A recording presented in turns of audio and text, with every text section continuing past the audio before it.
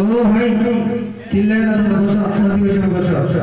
ইনশাআল্লাহ এখন দোয়া হবে, সবাই দুরূদ শরীফ পড়া, আস্তাগফার পড়া, সবাই মিল বসে যাও। আত্মাহিয়াতুস সুরাতে বসো সবাই ইনশাআল্লাহ।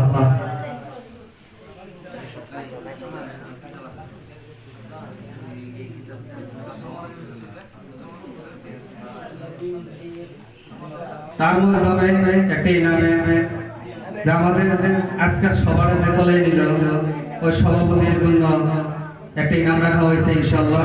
ওই ইনামটাকে মাওলানা লোকমান হাকিম সাহেবকে দেওয়ার জন্য আমি অনুরোধ জানাইলাম।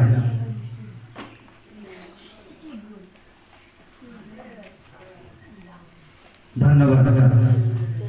তারপরে আমাদের যেটা মাদ্রাসার সভাপতি সাহেব, তিনাকেও একটা ইনাম দেওয়ার জন্য আমি মাওলানা আব্দুল সবুর সাহেবকে অনুরোধ জানাইলাম।